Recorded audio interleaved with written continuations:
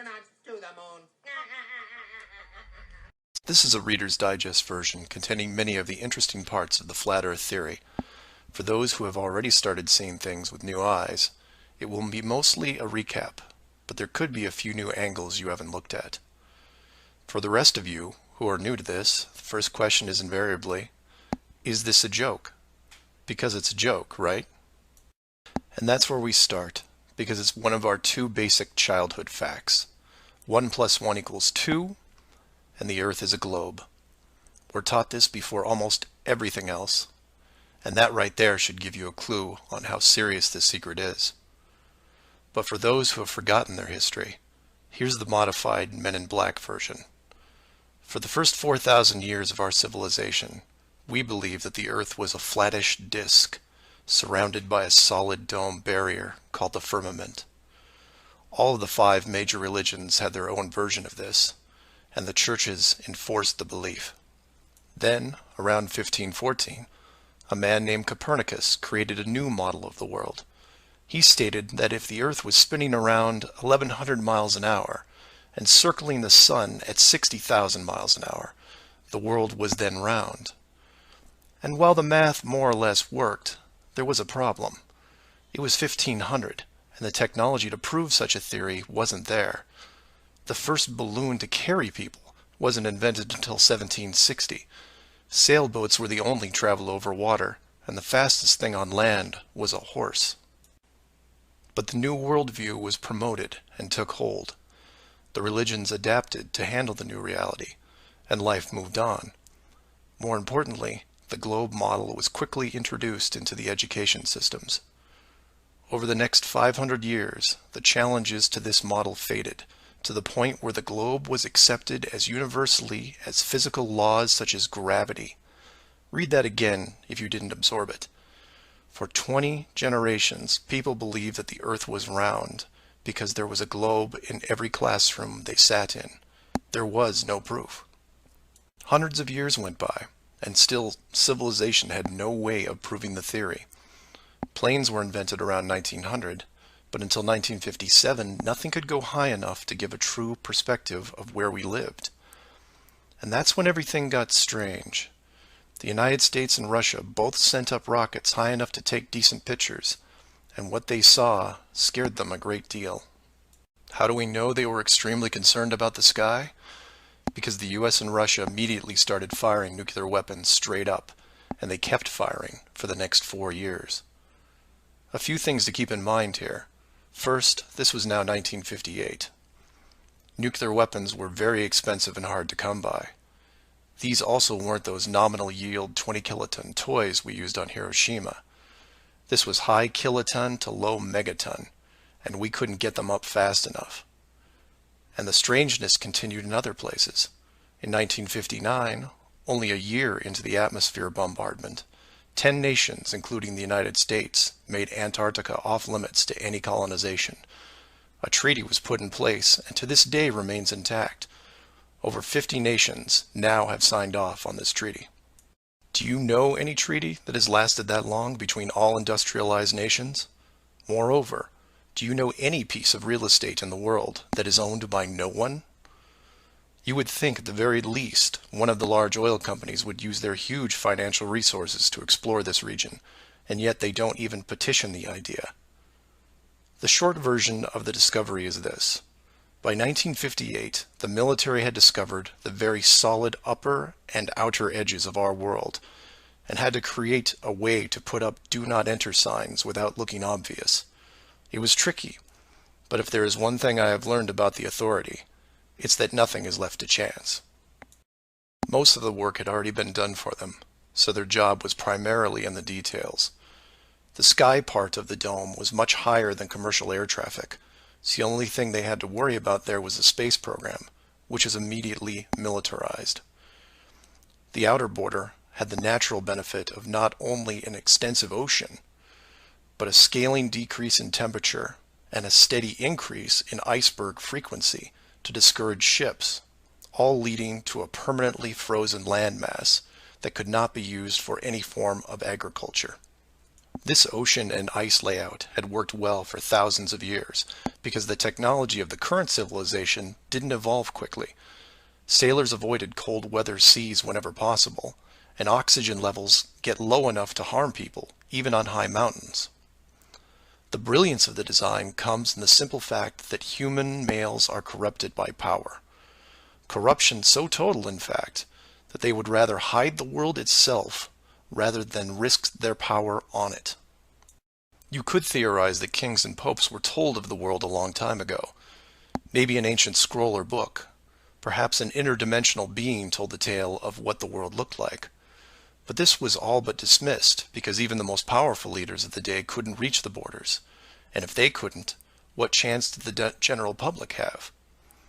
It's one thing to be told of the giant impenetrable dome, but it's a whole different animal when you finally stand right next to it. Then the tough decisions have to be made. Do we keep the secret? And how far are we willing to go to keep the status quo? Once they decided to keep the secret, no expense was spared. The rapid progression of rocketry science had to be addressed quickly, and so the moon missions were created. Matt from the NASA channel was right in his thinking that you needed the moon mission event to stage a picture of the Earth from deep orbit, and that couldn't be more true. Establishing NASA as the frontrunner of space exploration also diverted people who would have otherwise created their own space companies for profit. The best engineers, technicians, and pilots were recruited to the NASA space program. Once there, they were compartmentalized on a need-to-know basis. The astronauts know of the deception and are sworn to secrecy under the penalty of whatever motivates them. Private space programs are discouraged, sabotaged, or absorbed into the NASA fold. Private sector spacecraft are just not going to be allowed for several reasons. The most obvious is the collision with the dome itself. The telemetry data from such a mission would show an impact failure at a certain altitude, and if repeated, would raise questions NASA just isn't prepared to answer. There are 3 perpetual questions about our world that can't be eliminated, but avoided at all costs. These are the questions you should ask yourself and others if this protective layer is going to be lifted. I'd like to preface this with a thank you to Max Malone, a conspiracy hardcore who has a knack for boiling down debates to a single paragraph whenever possible. It was he who said, after over 50 years and thousands of hours of space travel footage, both by NASA and other countries, there is no exterior shot where the astronaut completes the simple act of panning the camera 180 degrees, let alone a full 360-degree sweep. This has never happened on any moon mission, exterior space station, nothing, ever. Statistics will tell you that this would have already happened by accident years ago, but it hasn't, and it won't. This is because of the rule they cannot break, the same rule that applies to television set shows that never show the fourth wall. Why? Because there is no fourth wall. Number 2. When you search online for pictures of the Earth from space, 95% of what you will see is a collection of artificial composite shots. In 2000, when I did this search, there was exactly 1 picture by NASA showing the bottom part of Africa and Antarctica. Now that picture is hidden within hundreds of simulated images. There are HD cameras everywhere, and no one is taking a shot of the Earth, because you can't get enough altitude to do it. Number 3. The commercial air travel routes for the southern hemisphere are wrong. This is an easy thing you can check out in 60 seconds. Take a map reading of the distance between anywhere near Australia and anywhere in South America. It's a straight shot across the South Pacific. Now find your favorite travel site and try to get there non-stop. See what happens. The routes start turning ridiculous. I used to business travel for years, and I've never seen anything like it. It's the one thing in the general public world they can't hide, the actual distance between these two places. On a round world, the flight is easy, just a straight shot across an ocean. But on a flat world, it becomes the greatest distance between 2 points. There are no shortcuts, so they distract you with multiple connections and layovers. It's only blind luck that the United States was in the northern hemisphere. Otherwise, the increased traffic would have raised eyebrows by now. I know. It's madness. It's lunacy. There are people who will tell you straight to your face that all the leaders of the world are lizards, and yet these people laugh out loud when you say the words flat earth. I was, and still am, a huge conspiracy guy. I literally ran out of new tin hat topics to research, and I still wouldn't look at this one without embarrassment. But every time I glanced at it, there was something unresolved. And once I saw the near perfection of the whole plan, I was hooked. Do your own homework. Ask the questions. Get past the possibility and see if you can move into an even bigger picture. Like who built the dome and why. That's where it starts to get really interesting and things start opening up. I know I said years ago that the greater good was something that should be preserved, that JFK, Pearl Harbor, and 9/11 were inevitable. I still believe it, and I understand the decisions. The globe illusion, however, has run its course over the last 500 years. It's time to start again. If that means we end up getting the attention of who or what created this place and force the reset of the world, is that such a bad thing? Astronauts to the moon. Flat Earth Clues Part 1, The Empty Theater. This is part of a series of clues that can help you get your head around both the design of the flat Earth system we live in and who has been involved in the deception to hide it from you. The clue you have to look at is built upon another conspiracy that has been around for decades, namely the space program. Most of those watching this are aware of the varying theories revolving around NASA, the Apollo program, the Space Shuttle, the International Space Station, and so on. The clue itself isn't based on one of these highly debated topics, but the lack of one, more specifically, motion pictures based on actual events. This, like others in the series, is something you can check out for yourself. Everything you need to reference this is online. To begin, think of all the movies involving space travel that you've seen in your lifetime. You'll start with the obvious: Star Wars, Star Trek, Alien, just to name a few. In fact, if you go through your own personal list, you could probably come up with over 100 different off-world movies without breaking much of a sweat. That part is easy. For the second group, try to come up with space movies that aren't fantasy-based. You'll get a list that has Red Planet, Gravity, Mission to Mars, 2001, things like that. These films will usually take on a not-so-distant future theme and where we could be down the road. And it's still a pretty good-sized list. These first two groups of films are encouraged by the authority because they reinforce the globe model through assumption. The entertainment system demands that the globe view and solar system concept is a given. Therefore, the actual worldview must also be true. Or to put it another way, if you're using your suspension of disbelief as you watch a movie like, say, Gravity, then subconsciously you're reinforcing the movie right on top of the real world. The more of these movies you watch and enjoy, the more the lines blur between what you want to believe and what you actually know. Watch enough movies about Mars, and you will be less astonished when NASA announces an actual mission to Mars. Same with the Moon, other solar systems, and so on. Releasing the movie 2001: A Space Odyssey in 1968, right before the actual moon missions, was no accident. It took the greatest director of all time 5 years to make, and several people who saw the theater screenings claimed that many military groups were listed in the credits, only to be removed years later. But 2001 is just a side note of this clue. For those who really want to dig into Stanley Kubrick's hidden vision, I highly recommend the documentary Room 237. A link to it is below as well. Now you are aware of the first two groups of space films. There are those that contain generous amounts of fantasy, and those who try to paint our near future.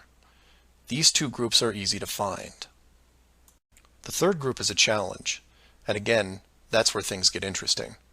The moon missions concluded in 1972, and even though it's still considered the greatest achievement by mankind, no fact-based movies were made regarding it until The Right Stuff was released in 1983. Now you might say that it had only been 11 years, and maybe it was tough to get the rights, and so on. But that's not what made the film interesting.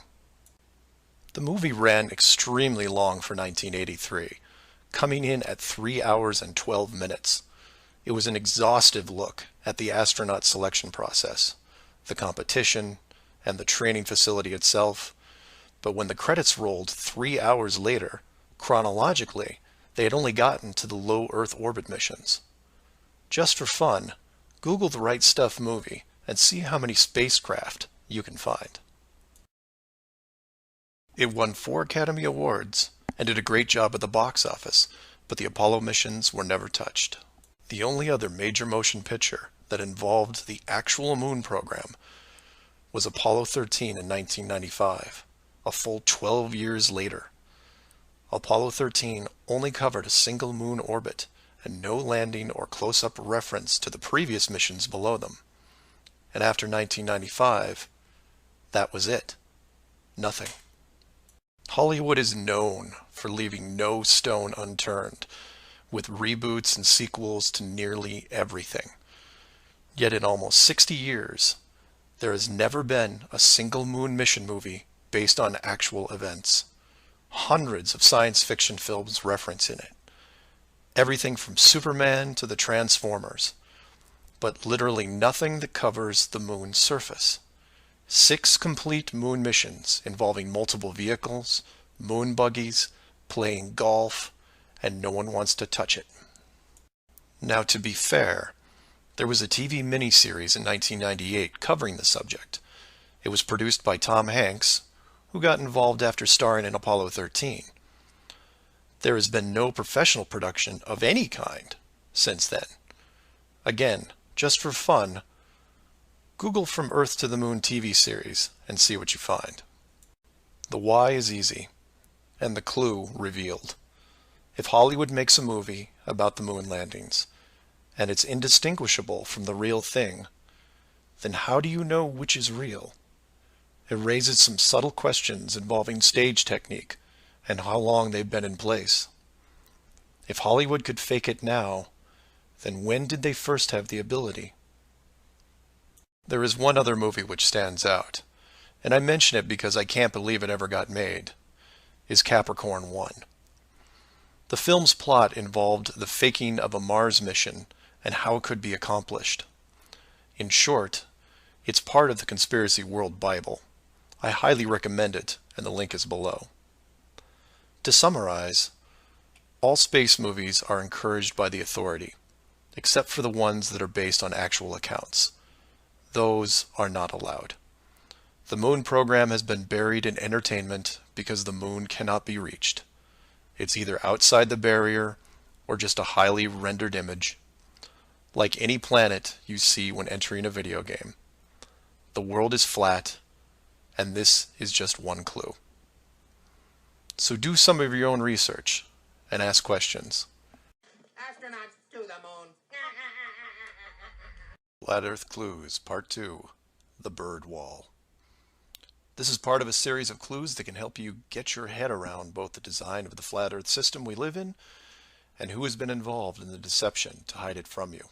This clue revolves around one of the most remarkable men you may have never heard of, Richard E. Byrd, and his relationship with Antarctica and the secretive missions he carried out there until his dying day. Some of you have followed the legend of Richard Byrd through the Hollow Earth theory.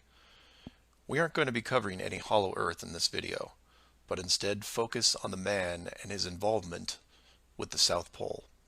The Reader's Digest version of Richard Byrd is as follows. Born in 1888, he became an American naval officer who specialized in feats of exploration.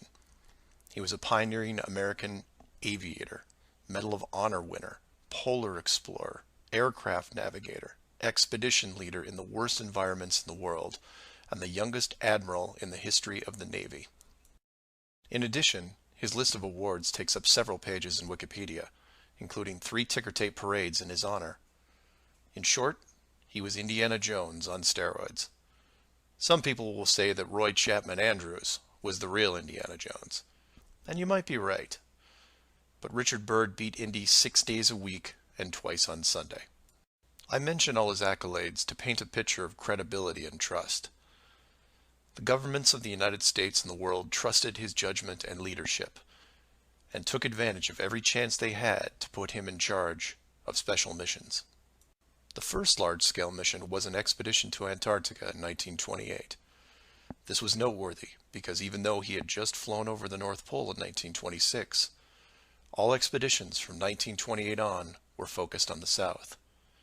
The expedition lasted 2 years, and during it, at the age of 41, he was promoted to admiral. His second Antarctic expedition ran from 1933 to 1935, and his third from 39 to 40. While in Antarctica, he was also an advisor for other countries who had their own expeditions, including England, France, Germany, and building off previous countries' expeditions from Belgium, Japan, and Sweden. He then helped lead U.S. Navy fleet operations in World War II, was present during the Japanese surrender in 1945, but then something strange happened. He went back to Antarctica. Now, some of you aren't surprised because he'd been there since 1928, and I agree with you.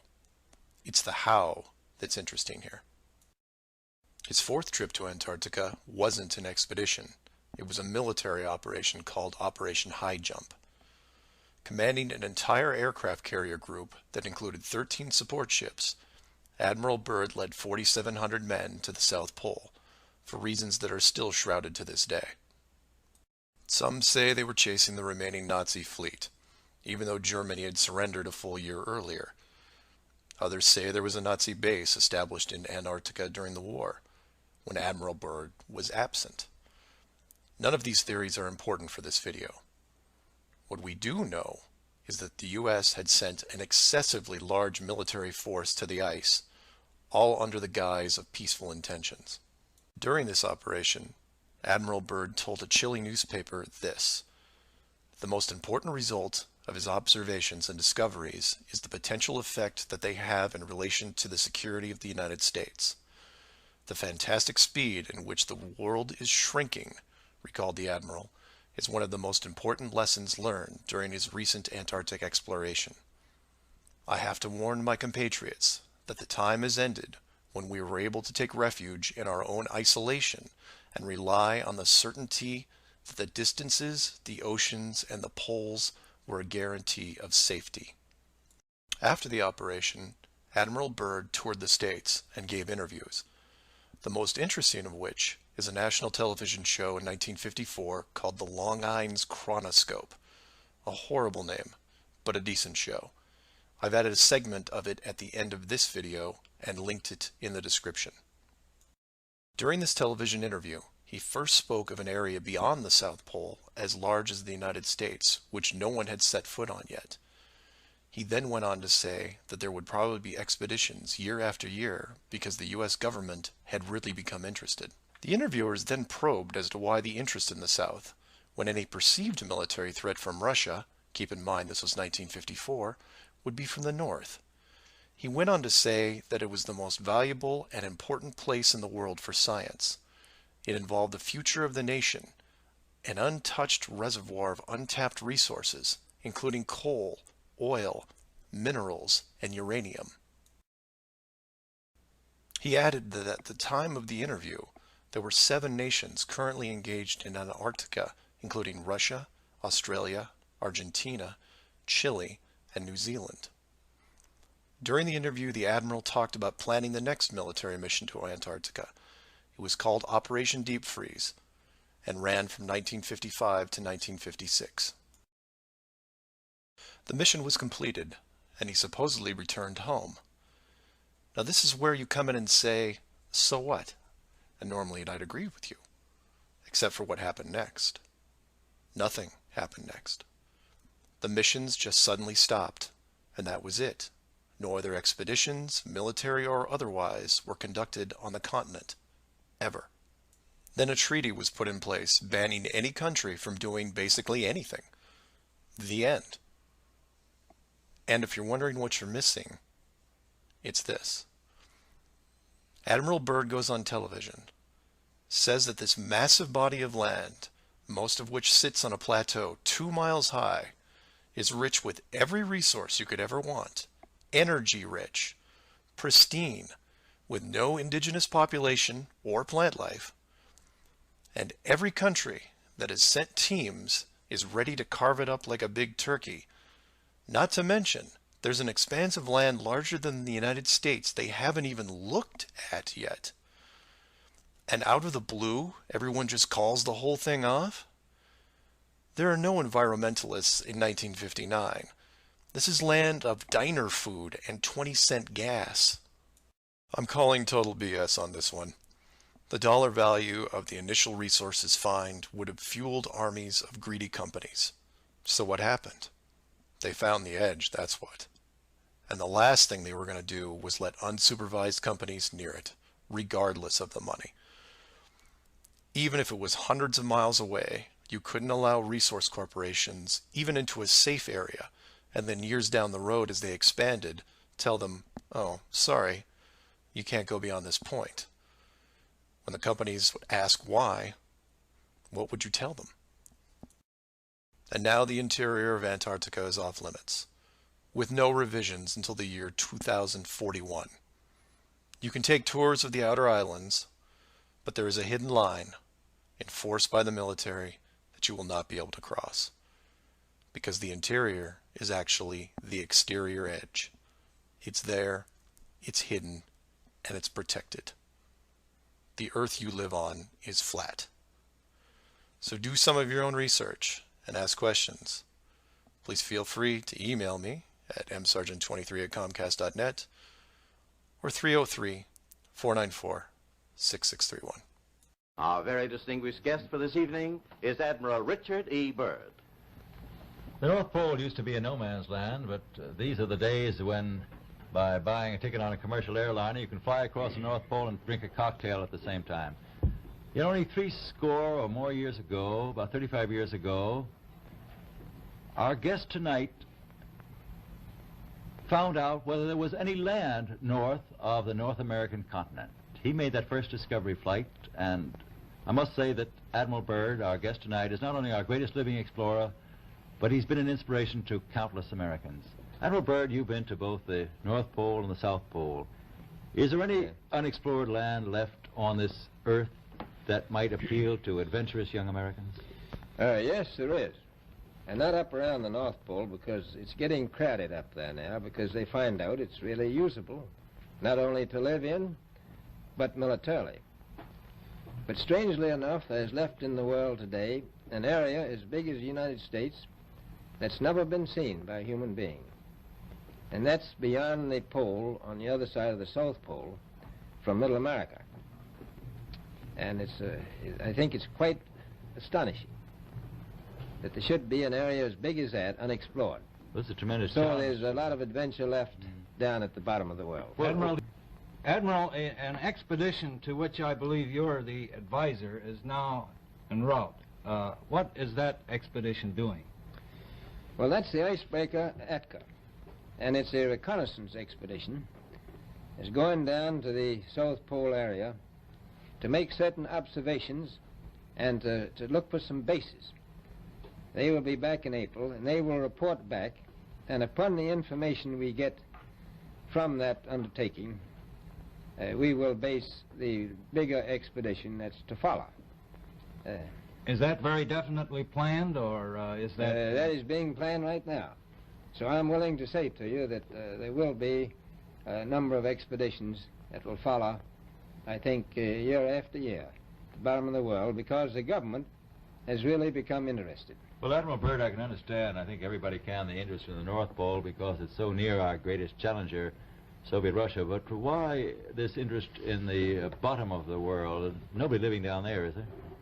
No, it's pretty cold, There's only one permanent resident, that's the emperor penguin. The little ones live further north. I tell you one reason they're interested. It's by far the most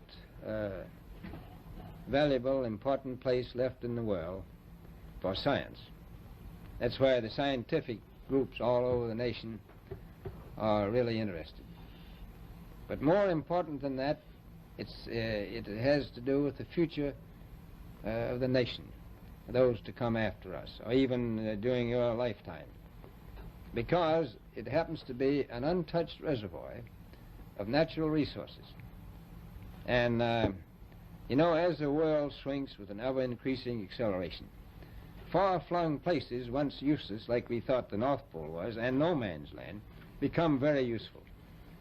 The bottom of the world will be important, not only to us, but to our allies. I was going to ask you, does it have military importance? It has some, and as the world shrinks, it will continue to shrink with an ever-increasing acceleration, thus bringing these places closer. And in the future, I can see a time when it will be very, very important strategically. Well, has the development of air power increased the strategic importance of places like the very much Parma Peninsula, was it? Very much so. Even now, if anything happened and we lost the Panama Canal, we would have to control the islands just north of Antarctica, which are part of Antarctica. Then between there and Cape... Admiral, you speak of the resources of Antarctica. What are they? What are the natural resources there? Well, we've found enough of coal within 180 miles of the South Pole in a great ridge of mountains. It's not covered with snow, enough to supply the whole world for quite a while. Well, that's the coal. Now, there's evidence of many other minerals. We are pretty sure there's oil. Now, that coal shows the bottom of the world. Now, by far the coldest spot in the world. Where that coal is gets 100 below zero in the winter. Well, it was once tropical. So we think there's oil there, and there's evidence, probably uranium there. is it any secret, is there uranium there? That would be the only thing that would be practical to actually go after, I suppose. Everything else would be economically unfeasible, wouldn't it? Well, as we recklessly expend our resources, the time will come when we'll have to go after that stuff down there. Well, you know, I avoided what you said about uranium. I'm not sure about that. I don't want to have the world fighting over the Antarctic. And Robert, is there a competition among other nations to try to get information about Antarctica and possibly to secure some of these resources? Well, yes. There are now 7 nations very much interested. Russia is interested tremendously. That I'm sure of. Australia has an expedition down there. The Argentine, the Chile, New Zealand, Britain, and so on. Now, you can understand those people down there being interested because they live down there, the New Zealanders, the Argentinians, the Chileans, and the Australians. And so we don't do much about claiming anything. Admiral, you make this sound a little crowded. Are there that many expeditions now there or en route there? Well, you know, as I said, it's the most peaceful place in the world, but I don't think it will be for long because of this intense interest on the part of other nations and this nation. Astronauts to the moon. Flat Earth Clues, Part 3, The Map Makers. This is part of a series of clues that can help you get your head around both the design of the flat Earth system we live in and who has been involved in the deception to hide it from you. This clue looks into the USGS, otherwise known as the Map Makers of the World, and a few surprising things that they and others have in common with the flat Earth idea. All the reference links are provided in the description below, and I encourage you to check them out. For those of you outside the United States, USGS stands for United States Geological Survey, a scientific branch of the U.S. government. Formed in 1879, and with the help of the ever-expanding American Empire, they quickly became the premier map makers of the known world. Currently, they have around 9,000 employees and an annual budget of over $1 billion a year. They also have extensive science departments covering biology, geography, geology, hydrology, and many programs tied to them. Their motto since the 1990s has been Science for a Changing World, and I'm going to show you how true that really is. What does this large, really boring government group have to do with the flat Earth? To understand that, you have to look into their origins, which is in geography. To do this, you'll need to open another page that specializes in maps. The maps you see in this video are from Wikipedia, but there are others you can reference as well. The wiki list of map projections isn't much to look at as a whole, although there are a number of interesting takes on the world view. Not only do they have just about every perspective when it comes to the land we live on, but some detailed information on where the map originated, including name type, the origin or creator, and the year the map perspective was proposed.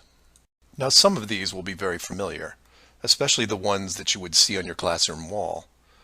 There are a number of variations here, but the one that has been debated on recently would be this one, the Gauls-Peters, which accurately shows the size difference between the continents, the most obvious clue being that the white continent of Greenland is actually tiny compared to Africa.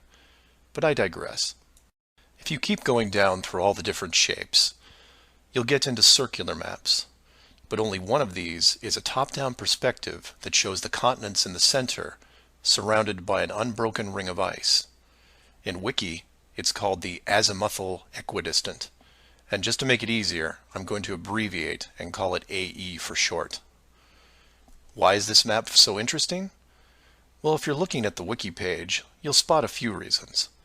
The first is that in the notes section of the map, and I quote, "Used by the USGS in the National Atlas of the United States." It also mentions that it is used as the emblem of the United Nations. Of all the maps on this screen, it is the only one that references a group of any kind.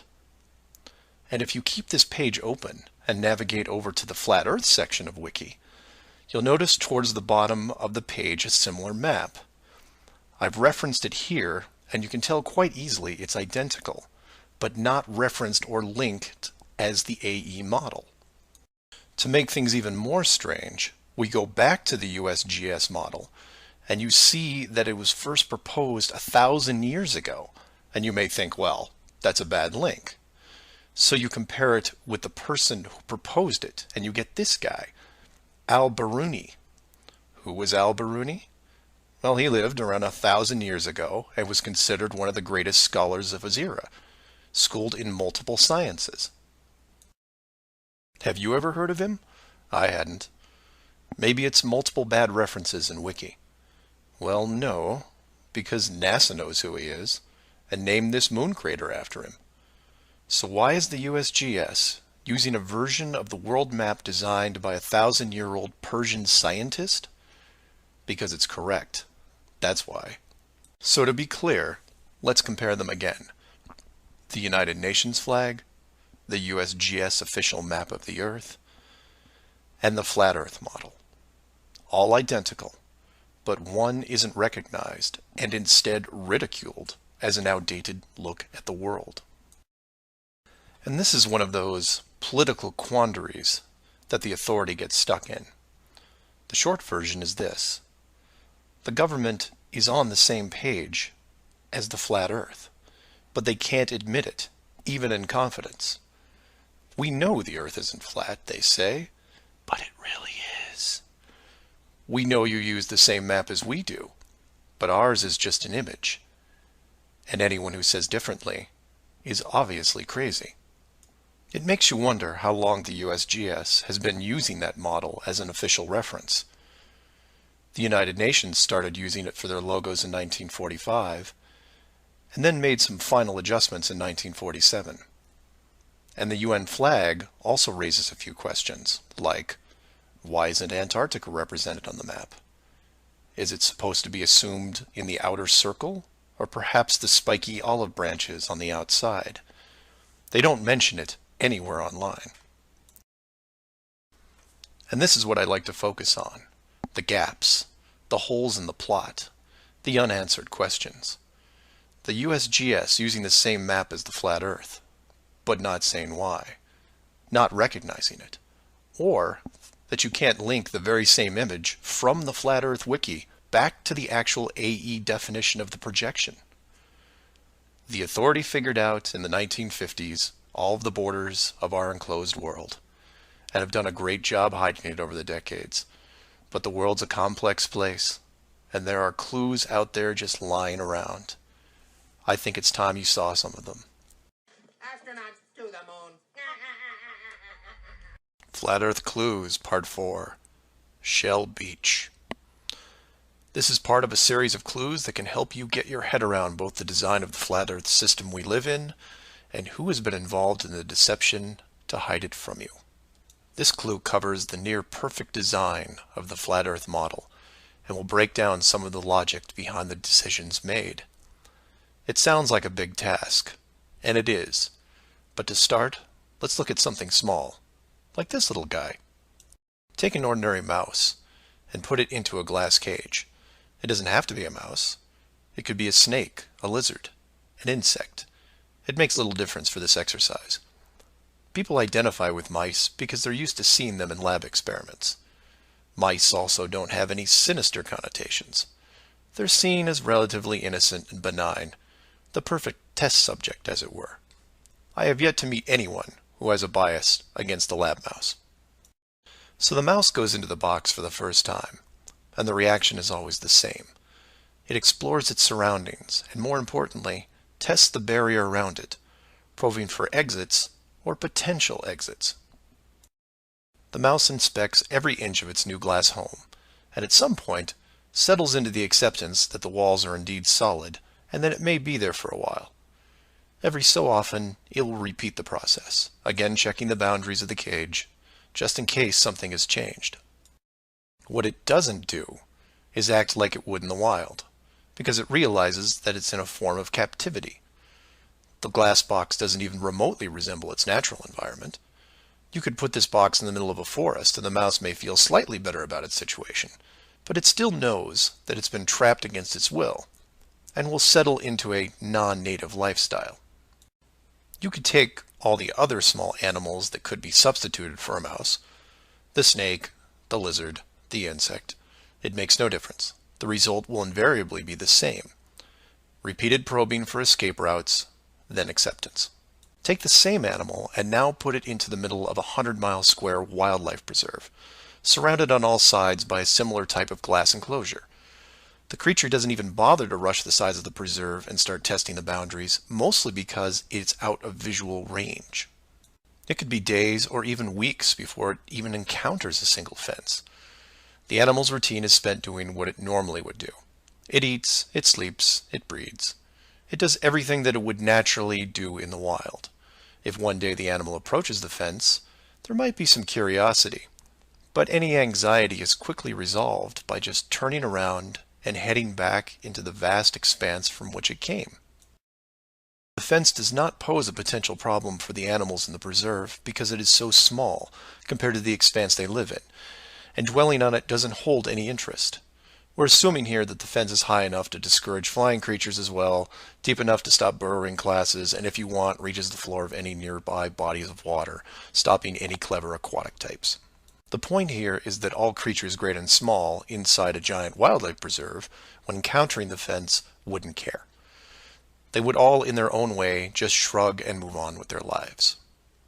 However, if you take a human, male or female, regardless of education or nurturing, and put them in the exact same wildlife sanctuary, the response would be quite different. When the human approaches the glass fence, they don't see it as a minor distraction. They pause, they wonder, and more importantly, they ask questions, either internally or amongst others. Why is the fence here? How far does it reach? Can I dig underneath, or climb over, or go around it? These questions continue in a way you might imagine, but eventually a bigger question jumps to the top of the list. Who built the fence? It is that which changes not only the type of questions being asked, but how the human being, or beings, look at their world. The giant wildlife preserve suddenly gets smaller. Each new fence border discovered starts to artificially constrict their expanse, even though the dimensions haven't changed. Before long, the preserve, their home, loses some of its relevance. The fence is a reminder of the unknown. It provokes fear and endless speculation within the human. Given enough time, the importance of the preserve continues to be reduced, especially in relation to the fence. And the reason why it's so engrossing for the human is simple. It's there. It's real. They can see it, and maybe even touch it. Adding more humans to the equation increases the disparity of this situation by orders of magnitude. Have you seen the fence? Do you know how long it's been here? Have you ever known anyone that's been outside it? It's older than us. Who is responsible for the fence? What can we do to appease the group that created it? You can see what this might lead to. A long-lasting group hysteria would entrench itself within the population, grab hold and never let go. The fence is bigger, older, and wiser than they are. It humbles them, it angers them, and it is forever. It is their proof of a higher power. Maybe not God, but certainly God-like. No civilization, regardless of technology, discipline, or age, would be able to cope with the existence of it. For the human psyche, there are just too many questions that go unanswered. Life would never be able to progress normally. To summarize, a garden variety wildlife preserve would work for 99.99% of all the world's life forms. For human beings, however, you would need to make some modifications, or really just one big one.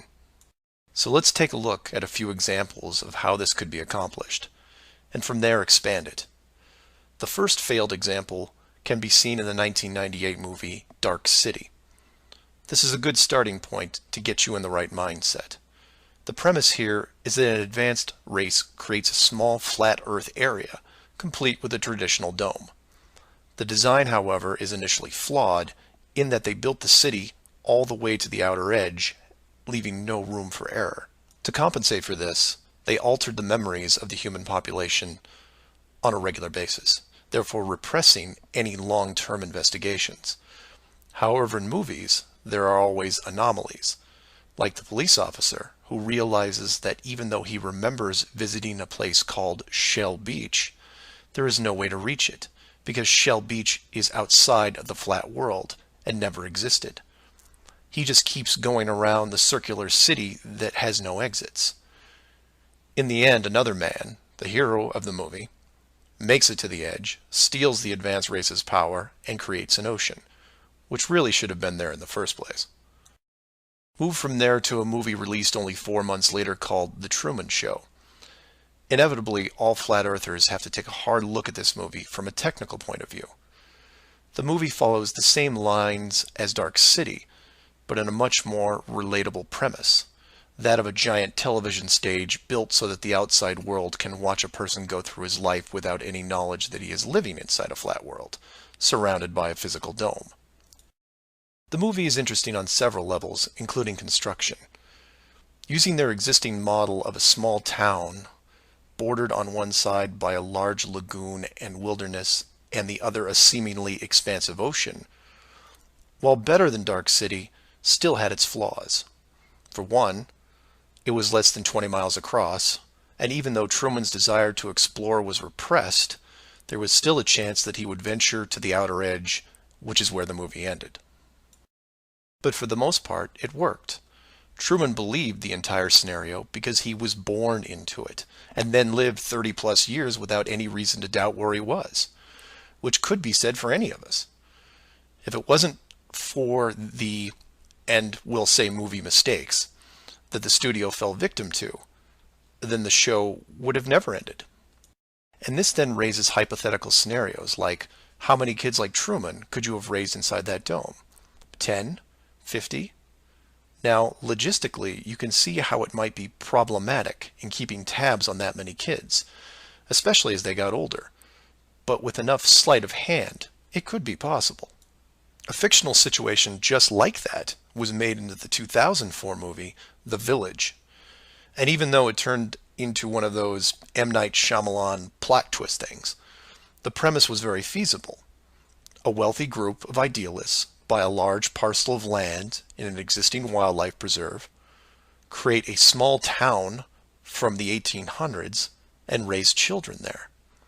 They pay off government officials to keep planes far away and spread a myth that monsters live in the forest. As far as the kids are concerned, they actually are living in a small Pennsylvania town in the 1800s.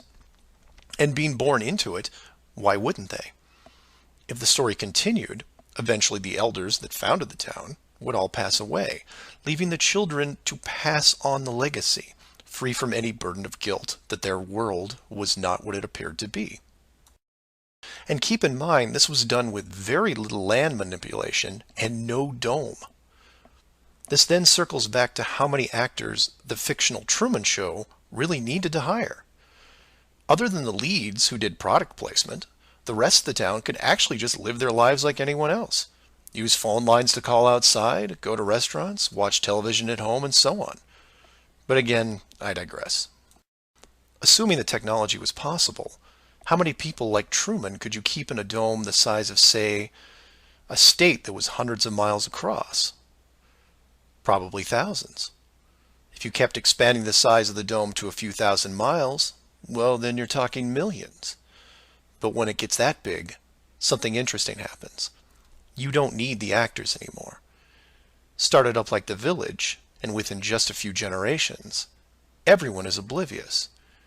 And you can leave them to their own devices. Starting to sound familiar? In fact, the larger you make the enclosed world, the less micromanaging needs to be done. It gets easier as it scales up. This brings us back to the missing modification you need for the human race. To keep the storylines consistent and remove all the hocus pocus of monsters in the woods or that you can't get to Shell Beach, you place in gradual negative reinforcement, one that creates an illusion of choice. Say, for example, that Truman went out in the sailboat the same as before, but this time the dome was twice the size and the simulated ocean far larger. How far would he travel before getting hungry, thirsty, or tired? The movie ending is then in doubt. And if you compare this scenario where you are now, then you start to see it. Look at the flat Earth map again. Continents grouped in the center, surrounded in all directions by hundreds of miles of salt water. Think about how much further ancient ships would have traveled if you could drink what you were sailing on. As you move closer to the edge, the temperature starts taking a nosedive. Then you start seeing icebergs. If that doesn't stop you, then you run into what we call Antarctica, which is a steep climb 2 miles up with no plant life or indigenous livestock animals. And if you had the wherewithal to make it that far, you would still have hundreds of miles of endless ice and snow. It's easy to see why so few people have gone the distance. Compare this to the upper ceiling, which is much easier to maintain. You simply decrease the oxygen rates so that every 1,000 feet up it gets more difficult to breathe. This slows down exploration over mountain ranges and discourages limited control flight, such as balloons. Also keep in mind that the dome itself doesn't have to be that high in relation to the outer ring. With commercial aircraft capping out at 10 miles and rockets less than 400, the dome would actually look more like a stadium roof, depending on how you wanted to display things like the sun, moon, and stars. An enclosed world with these type of safeguards would be able to sustain an unknowing population for, say, what, 4,500 years? Then you could artificially introduce a globe model into the scientific community before the civilization technology reaches a point that could lead to discovery. And 500 years later, here we are. A civilization inside an amazing structure, doing what we would naturally do, while the authority stands by the gate and fears the consequences if we ever found out for ourselves. So do some of your own research and ask questions. Astronauts to the moon. Flat Earth Clues, Part 5, The Status Quo. This is part of a series of clues that can help you get your head around both the design of the flat Earth system we live in and who has been involved in the deception to hide it from you. This clue covers the inevitable and sometimes frustrating question of why the authority would go to all the trouble of hiding the flat Earth. My hope here is to show you different angles and a progression of events, all of which lead to a very changed world, both physically and mentally. To open, we have to go way back to when the world was a much more simple place. You had your 5 major religions, including Buddhism, Hinduism, Judaism, Islam, and Christianity. Each of these groups had their own version of what is known in Genesis as the firmament, or the flat circular world enclosed by a solid dome-like barrier from where the creator, or creators, looked on. I'm not going to explore all the subtle differences between the groups. Suffice it to say that it's interesting that despite their differences that led to acts of horrible violence between them, there was no real Earth model debate. So around 500 years ago, the science community, led by Copernicus, who probably had a little help, introduced what we now know as the heliocentric, or globe model of the world, which in turn changed the solar system, galaxy, and so on. The religions, seeing that this globe model was gaining popularity, feared a loss in the fan base, so they all adapted their religion to include the globe model. From their point of view, it was a small change from a circular to a globe world, and really, in a few generations, who would remember anyway? So the churches, mosques, temples wrapped up their flat Earth model in a metaphoric soft cloth and put it in the drawer with the good silver for safekeeping. Remember this, because we'll come back to it later. And hundreds of years went by, with science promoting all the aspects of the globe, and the religions promoting their beliefs upon this globe. The world kept spinning, so to speak, and everyone was happy. Then in the early part of the 1900s, you get this pesky explorer named Richard Byrd. He has family money, all the right connections, and secures basically unlimited funding and the government green light to probe every piece of unseen territory there is. It was inevitable, I guess. A young man who has an unquenchable desire to see all that there is to see, and then granting him the tools needed to accomplish this goal. He pulls a Truman and gets lucky, crossing the vast salt ocean, avoiding the icebergs, arriving at the frozen coastline, and he keeps going. He was never going to stop. One day, after crossing hundreds of miles of high-altitude ice and snow, Admiral Byrd sees it, a barrier. And to him, it's just a barrier, not the barrier. He is but a tiny speck in front of it. It stretches out on both sides as far as he can see, and straight up so far that he can't discover the beginning of the arc. The great explorer now has a new challenge, finding the shape of this thing. It's much like a blind man describing the elephant. Until you feel out the whole thing, what do you really know? If you look at the AE, or Flat Earth Overhead Map, you see the problem. To even determine the scope of the outer wall, you have to circle it. It would have taken months, if not years. You could use a series of ships going in opposite directions, or planes, but there are refueling stations that need to be built, and so on. His task was challenging to say the least. Admiral Byrd kept laying the groundwork of the great discovery until his eventual death in 1957. A year later, the United States and Russia found the upper edge. From there, the math was easy, and moreover, you could actually see the real world. Then, of course, there is the decision, or deception, depending on how you looked at it. The authority made the call to hide the actual shape of where we live, then sealed off the outer edge from prying eyes, and created the space program not only to reinforce the globe model, but to control it. There was really only one reason they cared about this, and it takes a while to process. So let's look at the immediate effects of actual disclosure and work our way up to the authorities' biggest fear. For this exercise, we'll look at releasing the news today instead of, say, 1958. Well, 1958 would have been easier it's much more relevant and entertaining to explain it in modern terms. We start with a press conference by, let's say, the United Nations, who have discovered that the world is indeed enclosed in a giant high-tech dome of unknown origin and age.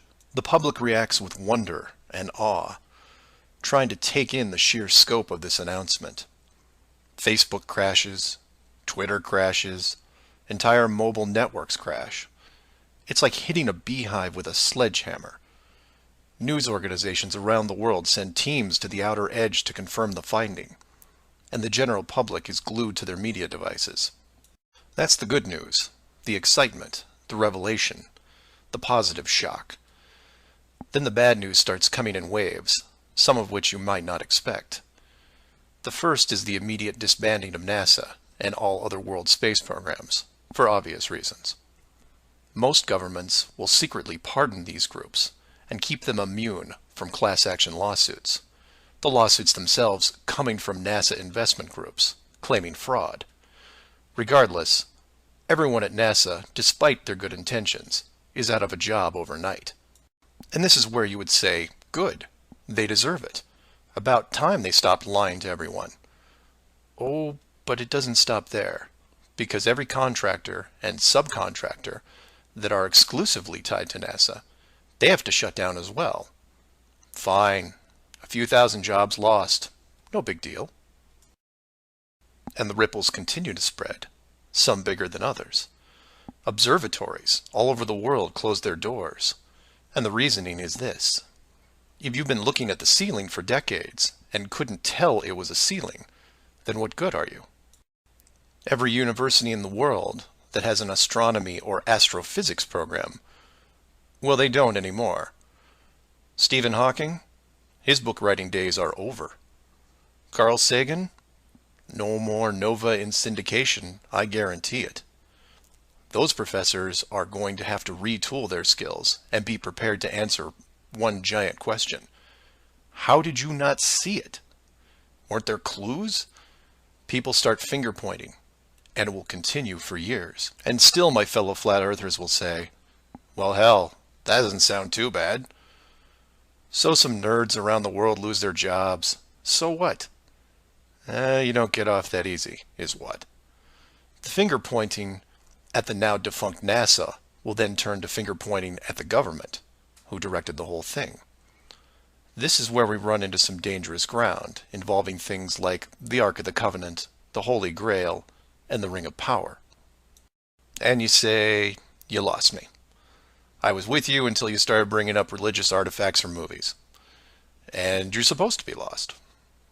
Of the 5 major religions we mentioned earlier, those being Buddhism, Hinduism, Judaism, Islam, and Christianity, none have been able to produce a supernatural object over the last 5,000 years. And trust me, it would be beneficial to do so. The Ark of the Covenant would benefit Judaism, the Holy Grail Christianity, and the Ring of Power, well, that benefits someone else. Maybe I'll leave alone for now. The point is that all religions are actively seeking their leverage against science. You've heard of the division between church and state. Well, here it is. Advantage church. The barrier becomes a giant religious symbol, and since it is backed by the Big Five, it also becomes universal. The Big Five then go into their drawer with the good silver and pull out this belief that was forgotten but not lost, and say, we knew it all along, and science lied to us. Temporarily, all religions unite against science, who has been only moderately weakened by the removal of their astronomy and astrophysics divisions. But the public won't care, because they will listen to the group shouting the loudest, and no one yells louder than the church. They will scream with righteous fury that the dome was built by our God, your God, and the people will turn to science and hear nothing but crickets.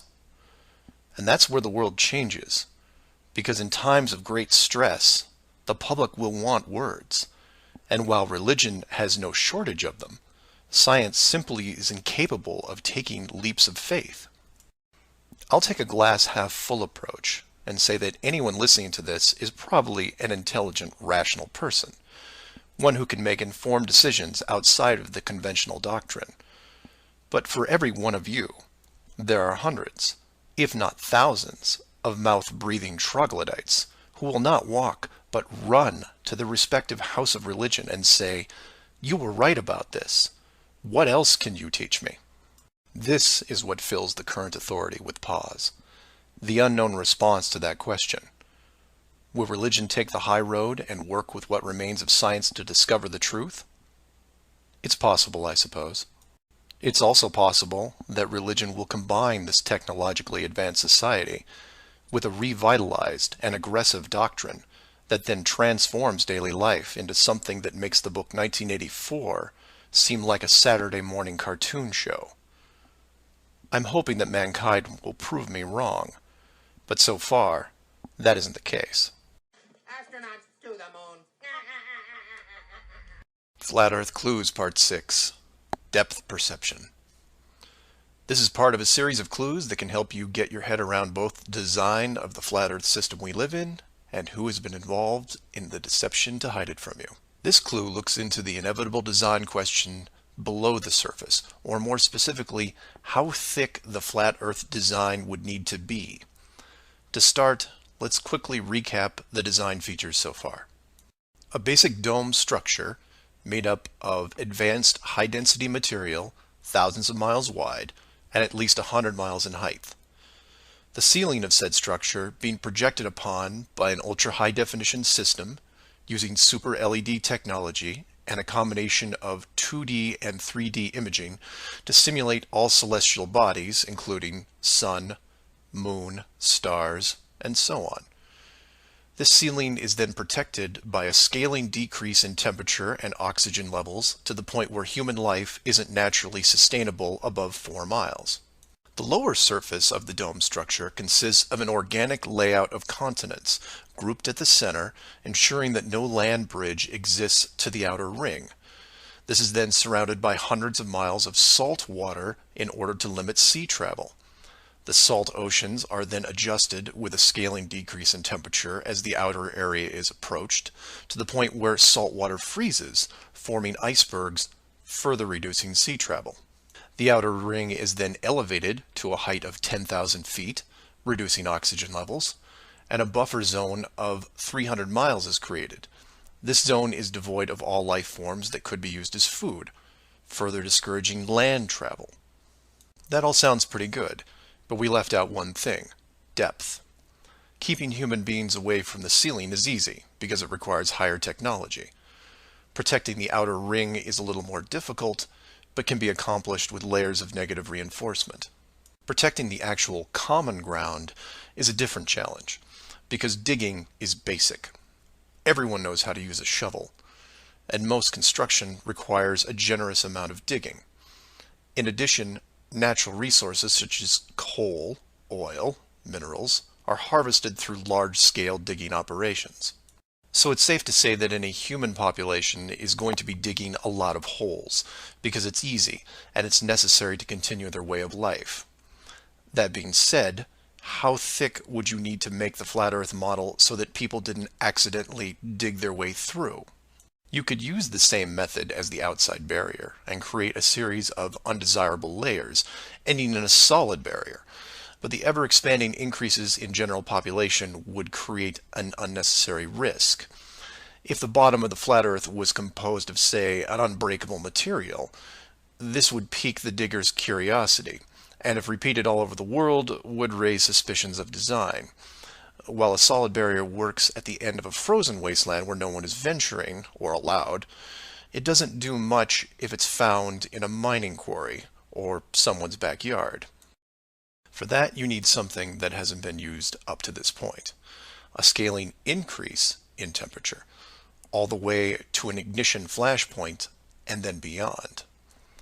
Now you will jump in and say, well, of course, we all know that there is molten rock below the surface. We see it in volcanoes and, well, volcanoes.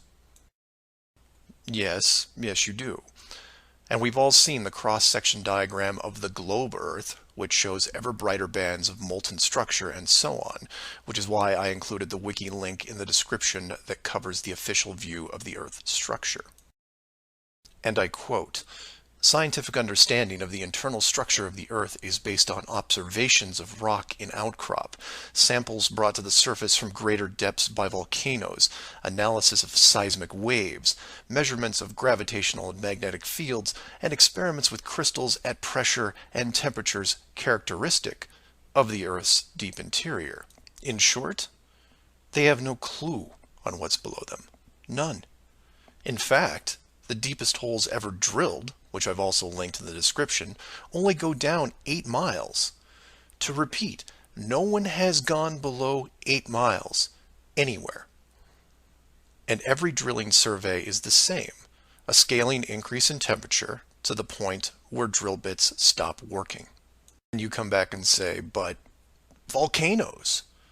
Yes, there are volcanoes, holes in the earth where molten rock is produced, under pressure, I might add. Certainly that can't be artificially created. No?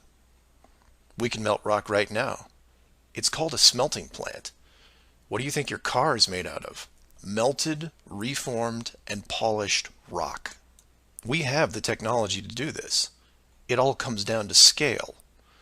Create a large set of furnaces at, say, 50 miles below the surface that can melt and pump molten rock.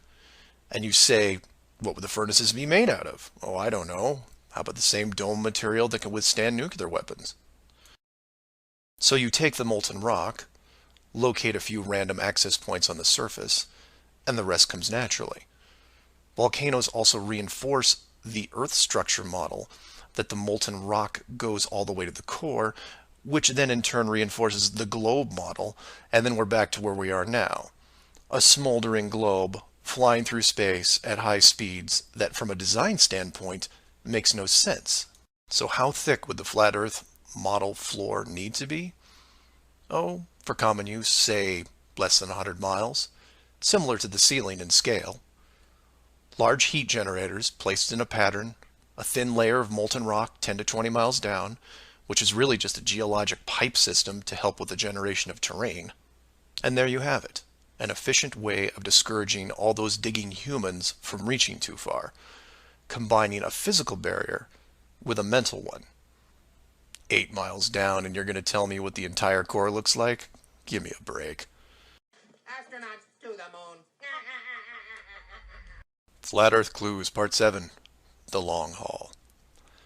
This is part of a series of clues that can help you get your head around both the design of the flat Earth system we live in and who has been involved in the deception to hide it from you. This clue looks into a topic I only glanced at in the original guide, which is the southern hemisphere, or in the flat Earth model, the land masses closest to the outer ring. I like to give credit where credit is due, and the long haul title was given to me by a fellow flat earther who did some of the same research I did. The summary of the video is this. If you are looking to show someone how to view the flat Earth from a practical point of view, this is the example I would use. I'm going to show you how strange the world looks using just a few websites, some simple math, a couple minutes, and your brain. You don't have to write anything down, unless you want to, of course. I'll give you everything you need on screen and break down one of the examples as well. I'll also link the sites in the description for reference. First, here are some websites that help you calculate distance. The GPS on your phone already does this, and you may have an app as well, but here are some dedicated examples. Timeanddate.com, tripit.com, distancefrom2.net, worldatlas.com, freemaptools.com, and travelmath.com. If your favorite isn't listed here, like Google Maps, then use whatever is most familiar to you. Now we are going to look at two specific groups of cities. The first group is going to be from the area around Australia, including New Zealand. We'll call this Group 1. Group 1 includes Melbourne, Australia, Sydney, Australia, Perth, Australia, Auckland, New Zealand, Christchurch, New Zealand, and Hamilton, New Zealand. The second group is going to be some cities in South America. all in the southern hemisphere. I mention this because if you go high enough, you will run into a few cities that won't work. Group 2 includes Rio de Janeiro, Brazil, Sao Paulo, Brazil, Brasilia, Brazil, Buenos Aires, Argentina, Lima, Peru, and Santiago, Chile. Again, there is a link in the description with many other airports. Now, these two groups are interchangeable, as you would imagine, so you can start or end with either Group 1 or 2. The results will be the same, and just to make it interesting, I'll use a slightly different example which a fellow flat earther did the legwork on and show you that even these two groups aren't exclusive. So you take anything from Group 1 and anything from Group 2, and you get some distances, ranging from 6 to 8,000 miles roughly. That's all I want you to do here is get that part in your head, noticing that the route is bent because they have to account for the curvature of the Earth. All these directions are what you would expect, a straight shot over the South Pacific Ocean. Now, just to prove it's not an exclusive route, instead of starting in, say, Rio and landing in Auckland, I'll start what should be the opposite side in Cape Town, South Africa, which is roughly the same distance on a globe Earth coming in at 7,300 miles. Notice on the map it's still a straight shot through the Indian Ocean and not crossing any countries, an easy route. I try to book my flight. For this example we use Travel Math, but you can use whatever is easiest in your country, like Priceline, Expedia, Travelocity. It will make no difference because they're all tied to the same system. And this is when everything goes wrong. So the first leg, the airlines don't send me due east, but instead shoot me 4,700 miles almost due north to Dubai. Okay, maybe we're just picking up people. Seems a bit excessive, but I'll go with it. I'm probably comfortable in my seat drinking vodka tonics anyway. And from Dubai, it should be a straight shot home to Auckland, right? No. Now they send me southeast to Melbourne, a mere 7,300 miles. And then finally a third leg from Melbourne to Auckland coming in at around 1,600 miles. I'm rounding up or down to make the math easier. Regardless, the total miles for this flight is almost double what should be expected, coming in at 13,600 miles. In addition, the trip took me 37 hours. How long should it have taken? Well, in a 777, about 12. Now this is where you come in and say, well, it's probably an isolated incident, or some strange connection thing. You know how the airlines are. Oh no, my friends. We can do this all day. This roulette table is rigged, and there is no way to get a fair game. The first part of the clue is the utter lack of non-stop flights from anywhere in this hemisphere, which is why I gave you multiple cities in each group. And here's the plot hole for you. Flying from international cities like Sydney, Rio, Santiago, or anywhere else close by, you can't get a single non-stop flight, no matter how much money you pay. I tried to do this for an entire night, and it was like playing an online casino game, one that I was losing most of the time.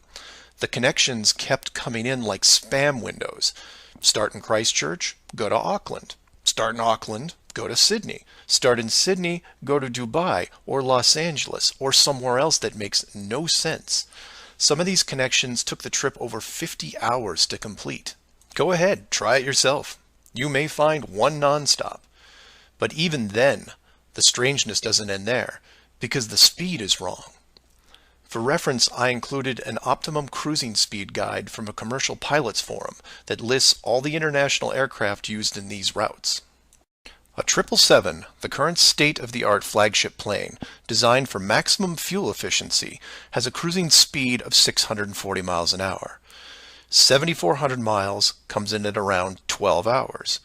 Try to find this route. It doesn't exist. It can't. The closest I came was a one-connection flight with a 3-hour layover. The total flight time was 20 hours. 20 take away 3 is 17, not 12. And this might work if the plane was doing, say, 430 miles an hour. But it's not. In fact, the slowest cruising speed I found was an older Airbus just around 593. But this is all just numbers, right? It is until you pull up the flat Earth map and look at the farthest 2 points, which just coincidentally are anywhere in Australia and most of South America. Or my example of Lower Africa, which you can see isn't west at all. It's a shell game, and a very good one at that. Keep people guessing with multiple connections and layovers, jumping from city to city. People just sit in their seats, trying to sleep through it. And then it hits you. Well, the pilots would know, right? They fly all day, every day. Certainly, they would have figured it out by now. Some of them would get suspicious, sure. Any decent navigator will be able to work out the speed, fuel consumption, and odd connections. But imagine what they would have to get their head around. First, they would have to ignore the world GPS system that has been leading them to their destinations without error. If you want some interesting side reading, check out the link on the history of the GPS. And I quote, "Developed in 1973 to overcome the limitations of previous navigation systems, integrating ideas from several predecessors, including a number of classified engineering design studies from the 1960s. Oh, and by the way, was created by the Department of Defense, the same people that closed off Antarctica." GPS went fully live in 1995. So if you were a pilot before then, you might have been able to pick up a breadcrumb trail. After that, very difficult. Plus, let's say you did figure out that something was off. Who exactly would you tell? The FAA? You would be looking around and wondering why you were the only one to see it. And then what? You make the leap of faith and see that the entire map system is wrong? Never gonna happen.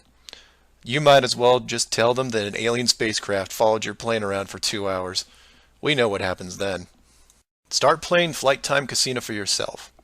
See what interesting things you can discover. And while you're at it, show it to any pilots that you know. But don't forget to leave the words flat Earth out. Because that's crazy, right? Astronauts to the moon. Flat Earth Clues, Part 8. The Creative Force. This flat Earth perspective takes a look at the design from the ever-present why standpoint. And although it will review some of the dome technical features already discussed, I'll try to do it from a different angle, or more specifically, why I might build it. Someone mentioned to me recently that while the dome was a very big concept, it made the world much smaller. Kind of like what Admiral Byrd expressed in an interview all those years ago. This someone also said that it made them sad, which I understood. And while I did what I could to comfort this person, I realized that I could have done more. So this video is for the people who look upon this world with their new eyes and start drifting into a state of melancholy. To preface, this isn't jail, nor are you lab rats. And before I'm done, I hope to show you a version of why. To start, let's look at an old story, one that you may have heard involving another enclosed world, kind of like yours. I say kind of like yours because the finished design that you are sitting in right now took several revisions in just about every aspect, much like any project. You come up with ideas, you see what works and what doesn't, and you improve the process until you come up with something that, while not everyone agrees upon, satisfies the best of all criteria. One of the first dome layouts involved a race of people who were supremely driven by ambition. They didn't have a word for lazy or fear. They absorbed knowledge very quickly, incorporating physics, advanced electronics, engineering, and drove their technology with energy from the enclosed world itself. And when their technology had reached the point where the dome's structure was discovered in its entirety, there was no reaction of wonder and awe. They just looked up and squinted at the sky. Eventually, those squints turned into glares. Oh, they had religion to be sure, and it was tied to their daily lives, but to them, this wasn't religion. It was a challenge. Almost like they weren't that impressed. Hard to fathom, right? Seeing that your world had borders, but instead of being afraid, shaking your fist at the sky with arrogance. But that's what they did. so much confidence and might that when they found out where they really were, a new priority was created. At first, they dedicated broadcast channels to calling the dome builders out, demanding answers, and ran them day and night. At the end of each cycle, the words kept repeating, "We know." But arrogance ebbs at patience, and their demands were met with silence, which was taken as blatant dismissal. This fueled their ambition even more. The people withdrew all their efforts from breaching the outer barrier and formed a new plan. If the creators were not going to submit, then they would build a bridge and meet them at the gates. So a building was designed, but to call it a building was to call the pyramids a sand castle. It was the greatest structure ever conceived, at least to them. It was to be over 30 miles wide and hundreds of miles high, enough to reach the dome ceiling itself, where they would meet the builders face to face. They abandoned nature completely and pushed aside ecologic systems to accomplish their goal. They cannibalized entire mountain ranges, which they used to admire and love, to acquire the raw material for the awesome structure. The work crews built with flawless precision, and it was obvious that it was going to succeed. A bridge to the edge of the sky itself. The work would only pause long enough for the mighty armies below to look up and yell, "We come for you," so loudly that on a clear day you could actually feel the dome shake. And the creators, faced with their first great challenge, decided to start again. And the people were changed, their language fragmented so that the builders couldn't continue. The tower was dismantled, their technology removed and forgotten, and the people scattered. A new group was introduced to the dome, divided in every way imaginable, so that unity was next to impossible, and everything slowed down. Languages evolved and devolved into other dialects, and the languages produced text, which produced different forms of culture, and some amazing things began to happen, the most important of which was the arts. The dome builders saw the artistic pool develop into several distinct forms. Everything drawn in any medium on a flat surface. Everything molded that took on a three-dimensional shape. Everything that produced music. All things that make up the human form and motion. And all the written works. Pictures, sculptures, music, dance, literature, the arts. Driven by passion, it is the very essence of what is good in humanity. Once this was recognized, all dome methods put in place were to cultivate and enhance this process. Land masses were adjusted with geology and temperature to support every kind of terrain, with mountains, rivers, oceans, plains, forests, jungles, deserts, all of it stunning, all of it stimulating the human mind, nourishing it. And the modifications continued, with seemingly endless shades of weather. The sky was overhauled, a moon added, and layers upon layers upon layers of stars, so that one day, when the people were able to see further than their own eyes, there would still be something new to see. And the arts flourished, but there was a cost. The languages and division of cultures had put the population at odds, and wars were raging at regular intervals. The dome builders debated if the price was too high. Plans were drawn up to make more changes, until they noticed that the arts thrived even through the worst of conflicts, producing grace and beauty despite their burning world. It was wonderful and terrible at the same time, and the debate outside the barrier continued to intensify until a majority spoke out and said, "This world is a creative force, and we must see what it leads to. The barrier must be hidden at all costs." So the globe model was put into the population, and both science and religion adapted to it. The arts grabbed onto it like a new drug. the creative minds of the world exploding with new concepts. Their universe was now infinite, and the rules changed. Science then led to science fiction, which opened up everything else.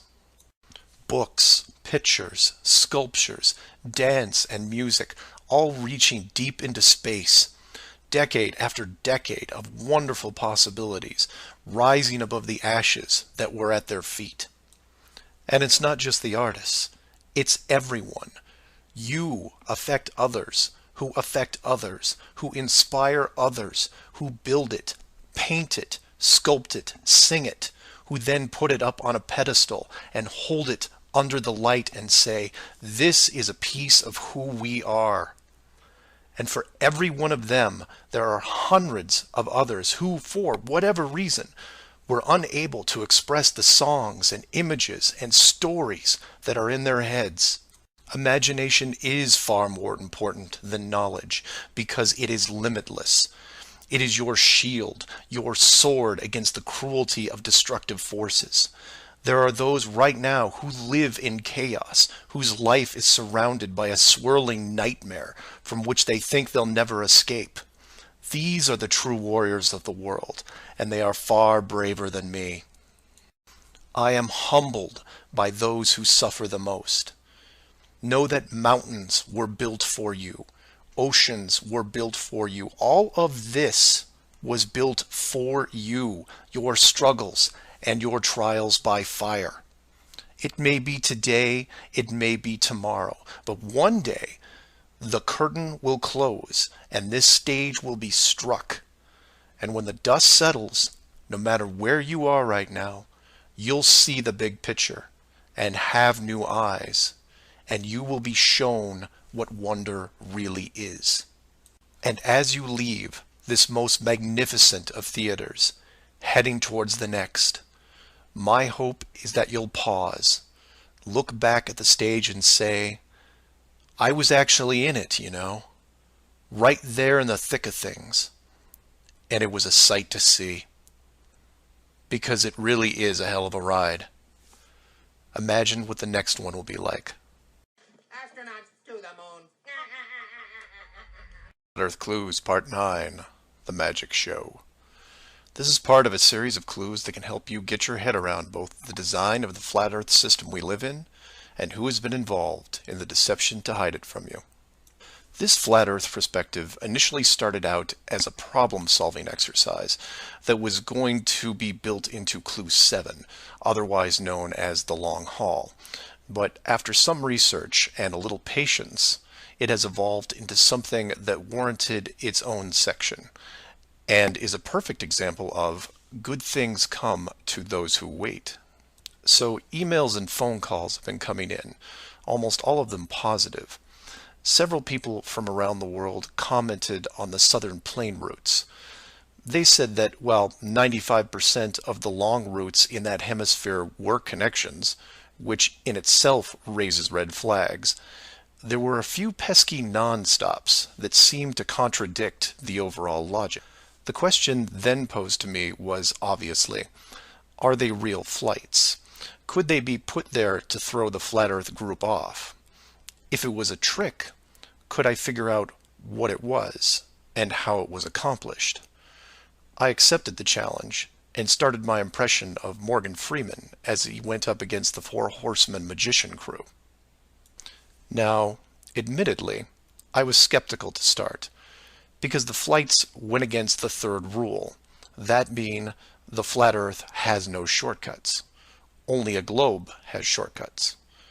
As in magic, I had to assume the rule was not being broken, but only hidden, or having the illusion of being broken. But first, I had to see the trick itself. I had to see the planes in question, and see them make the route. Anyone can list a flight, but does it actually go from point A to point B? With the help of several other people, this was then put to the test. While just about everyone with a cell phone knows about GPS and how it can track things, many people don't know that even though it's a system built by the military, there is a very public aspect to it. So while your phone is tracked at all times, So are other things, most notably all air traffic. Now, if you're military, you could view military planes. If you work at a cargo carrier like UPS or FedEx, you can view transport planes. The general public is mostly limited to commercial air traffic. This can be viewed in several places, and the one I chose was planefinder.net. You can use others like FlightAware, Flight Radar 24, Flight Tracker. It makes no difference because they are all tied into the same exact GPS system. All these sites do basically the same thing: track every commercial plane in the world from start to end in real time. So I spend day after day looking at the Plane Finder global map, which you see here. At any given time, it's tracking between 3,000 to 7,000 flights that are en route anywhere in the world. You'll notice two different colors for planes, red and yellow. Yellow just means there's a 5-minute delay in processing and only applies to the United States. The point here is, in order to prove out these flights that go against flat Earth theory, I need to watch a few as they cross either the South Pacific or Indian Oceans. The web page updates automatically, but just to be sure, I close and reopen the page every 30 minutes or so and wait for an ocean plane. And I wait, and I wait, and I wait some more. Hours pass, days pass, and no red planes to entertain me. And somewhere in this process of me just staring at these empty oceans, waiting for a plane to cross, something occurs to me. Can you guess what it is? Nothing is crossing these oceans. Not non-stops, connections, multiple connections, nothing. But that's not possible, right? The planes have to reach their destinations. So I change gears and just watch the coastlines of anything in the southern hemisphere, and I start to see it. I follow a simple plane out of Brazil on its way to South Africa, which, by the way, is not part of the long-haul argument. It's offshore just a few hundred miles. I get something to drink, and when I come back, it's gone. Just a glitch, right? So I follow another, and another, and the same thing happens again and again. Once the plane reaches an imaginary line in the water, GPS makes it disappear. Then a friend who is also working on this problem sends me some links, which I've included in the description. I encourage you to take a look at them. At first, they don't seem like much, just an average flight log showing speed, altitude, locations, things you could expect.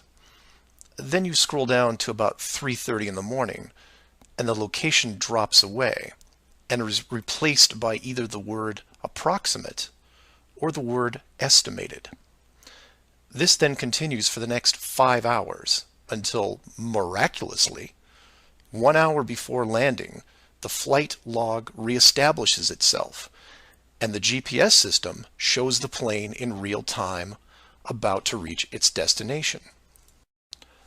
So to be clear to those who may not be seeing everything here, the flights are being dropped off GPS, and their flight data is also turned off and stays off until they are almost on top of their arrival point. And you say, well, that's how GPS works. Well, no, because the northern hemisphere has planes flying all over their oceans. And then you say that maybe it's a localized southern hemisphere thing. And I say, then why are all the flights over or near land perfectly tracked? Furthermore, this is a US-based system with Americans flying on vacation every single day. You're telling me that those people aren't going to be tracked? In addition, the Vanishing Plane Act is happening to not only the South Pacific and Indian Oceans, which I would expect, but also the South Atlantic, which isn't part of the flat Earth argument. there are a bunch of flights that cross this relatively small ocean between South America and Africa, and every one of the planes is hidden shortly after takeoff. So then you say, what would be the purpose of hiding those shorter routes in the Atlantic? It's because of something I didn't see right away. If you hide one flight, you have to hide them all. Showing the GPS routes in the Atlantic, but leaving out the Pacific and Indian Oceans would raise different questions. So the logic here, despite being very sneaky, is sound. The third rule is that the flat Earth has no shortcuts. If you look at the azimuthal equidistant map again, and look close, you notice that while the South Pacific, South Atlantic, and Indian Oceans make up the lower sections on a globe, they make up the outer ring on a flat model. In that model, there is no shortcut between Australia and South America. If you are creating flight routes, you have only two choices. You take the long way around, clockwise or counterclockwise, and stay on the ocean. Or you cut across the land in the middle. But if you cut across the land, you have to create connections, because on a globe, it wouldn't make sense to fly over the top of the United States to get to South America. Neither of these choices are ideal. So the authority came up with a compromise. Disable GPS and lose the planes for every ocean flight in the Southern Hemisphere. Then reactivate them once the destination is reached. This is just one of the lengths that they are willing to use to keep you from seeing it. Don't just hide some things, hide everything, so that maybe the topic isn't addressed. And some would come back and say, well, nice going. You just pointed out a flaw in their system, and sooner or later they will fix the gap. Maybe. But not soon, I think.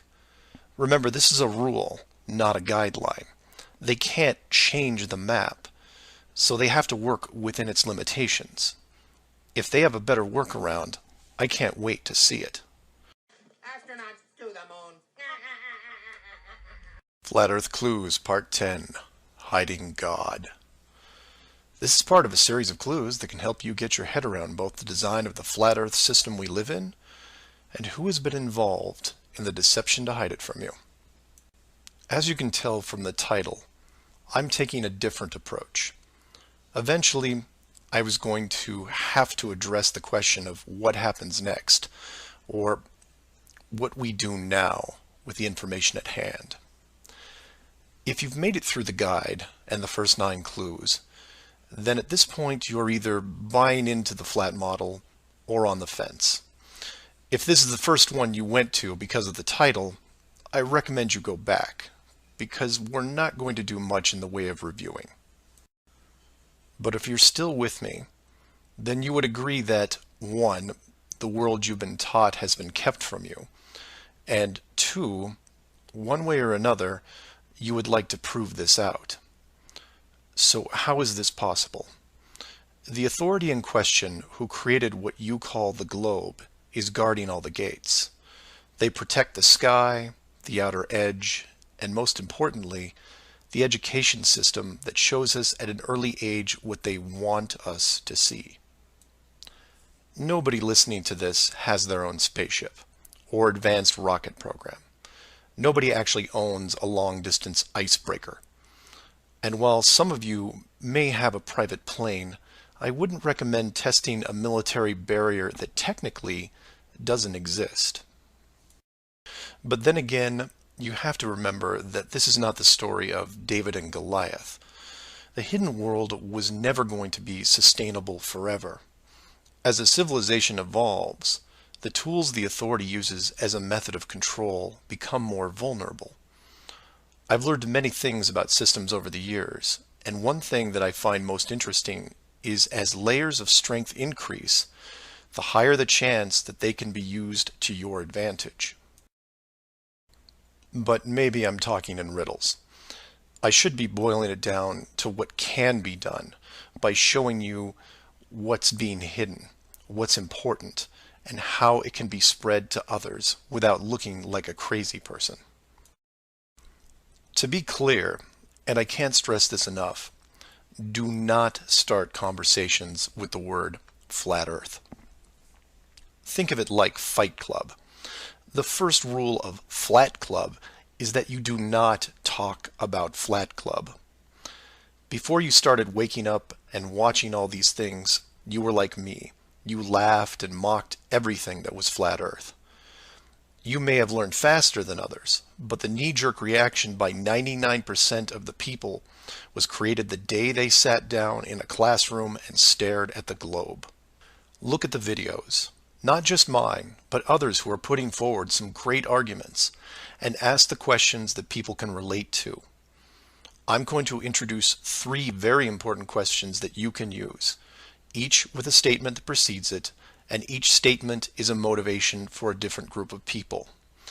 If you don't fall into one of these 3 groups, then I guarantee you know people that do. The first statement is this: you are being hidden.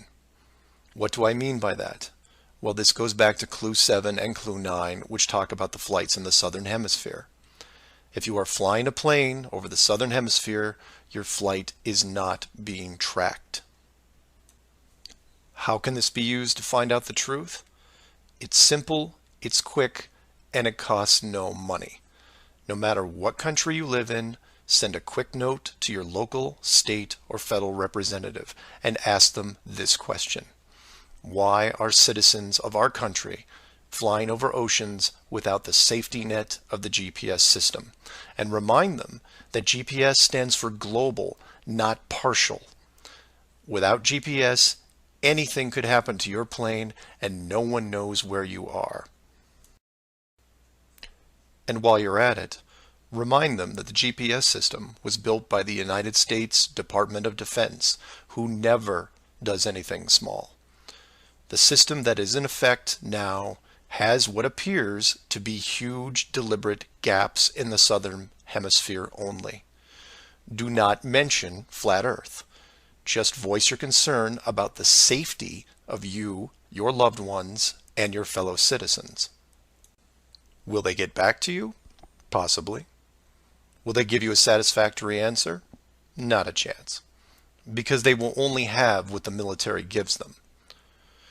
What this will do, however, is create a unique buzz in certain circles that may prove to be useful later. The more politicians or high-ranking officials you contact, the greater the noise.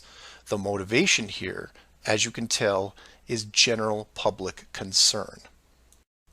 The second statement is this: wealth is being hidden. What do I mean by that? Goes back to Clue 2 and every other mention regarding Antarctica. In 1954, it was announced on national television that the continent was just millions of miles of rich energy resources. And by 1959, it was sealed off like Area 51. How can this be used to find out the truth? By contacting anyone you know in either the petroleum, natural gas, or mineral industry.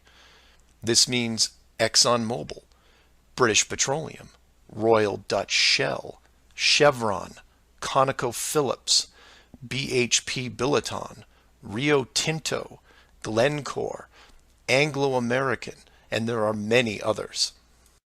Find anyone in these companies and make inquiries about their prospects in Antarctica. Send them the link to the Admiral Byrd interview and ask them why, if there are no environmental conflicts regarding oil, gas, or mining, why aren't they allowed to even petition the idea, even when the world's energy resources are dwindling more every day? Put the sound of money in their ear. They may not be able to break through the decades of red tape laid out in front of them, but it will create a buzz from a different side, the motivation of greed, and of pristine resources just begging to be harvested.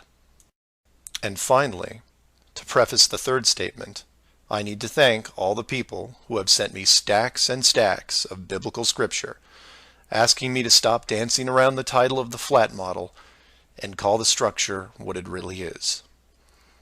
And you know, they have a point. I have put myself at a distance because I want to reach people who are outside of religious faith and even outside of general conspiracies.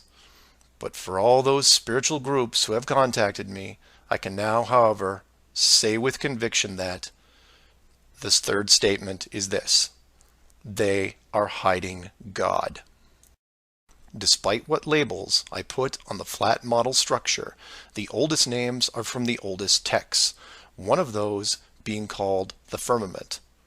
If the firmament was indeed discovered in 1956 and it was deliberately hidden, then the ruling authority not only hid the structure, but evidence of the builders. And by builders, I mean creators, and by that, I mean what people define as God. Hiding God could be considered one of the worst ideas of all time.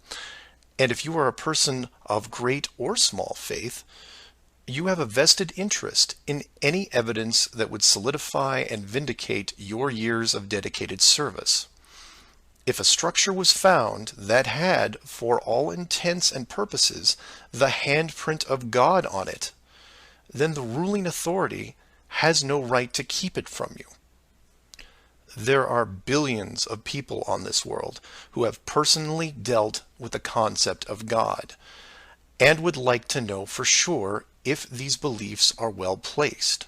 Or, in short, you want to know the meaning of life. It's out there, and it's been hidden from you. Your motivation is clear.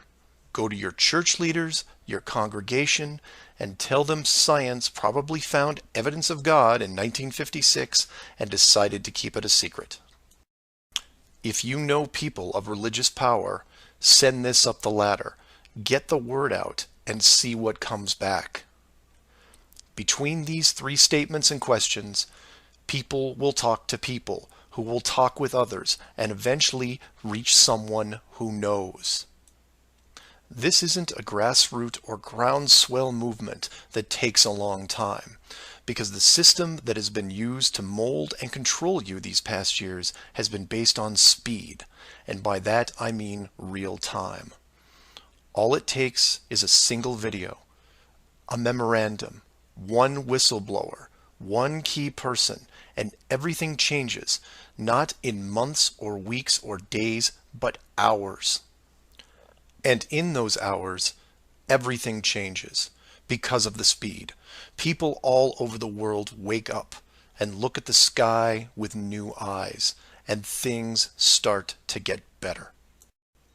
One person, that's all it takes. One person to come forward and share what has been hidden for so long. Maybe someone who is tired of all the games. Maybe someone who has gone year after year burdened by such a heavy secret. Maybe you, who are listening right now, who is looking for a reason to come forward. This is it. And if you don't want to walk into the light and be the hero, I understand. But if you can't, for whatever reason, then be anonymous. Share the message and help us make this world better, because it can be better. For everyone else, give this person an opening. Give them the opportunity and give them the support they need to help reclaim what's left of our civilization, because we need it now more than ever. I will keep spreading the word for as long as I can, in hopes that everyone that hears it starts seeing things with new eyes. And I encourage each of you to do the same. And maybe one day we will learn to treat others better than we treat ourselves. Astronauts to the moon. Flat Earth Clues, Part 11, Souls in the System. This is part of a series of clues that can help you get your head around both the design of the flat Earth system we live in and who has been involved in the deception to hide it from you. This clue looks into the recent past, or more specifically, an odd but interesting piece of conspiracy lore. What I hope to show here is an example of how an enclosed system, once revealed, can change the world very quickly and in ways you may not have realized. To start, we need to go back a little ways to a controversial 2004 documentary called Astronauts Gone Wild. For those of you who missed this strange little gem, the summary is this. The producer-director Bart Winfield Sibrel went out to prove that all the moon landings were elaborate hoaxes. To do this, he set up interviews with the Apollo astronauts, giving them the impression that the interview was just routine. He then produced a Bible and asked each of the astronauts to swear on the book before the interview started. The interview was then supposed to be a series of detailed technical questions designed to trip up the astronauts. During the process, there was quite a bit of tension and some very uncomfortable moments, including one actual fistfight. Now, I'm not recommending that anyone actually go out and watch this hour-long documentary. For me, the astronauts have had to live with this guilt a long time, and leaving them alone seems like the humane thing to do. What interested me, and moreover what piqued my interest then, wasn't the unoriginal questions the reporter posed, but how the astronauts reacted to the Bible itself. None of the Apollo pilots would put their hand on it and swear that they went to the moon. In fact, most treated the book like it was made of plutonium. This puzzled me for years because it went against the basic rules of any cover-up, one of which is lie about everything. Now, the pilots of the Apollo program had done many interviews over the years, many televised, and had been going through their song and dance without really any instances of contention. So why not just go through the motions again? It is, after all, just a book, right? People lie under oath all the time.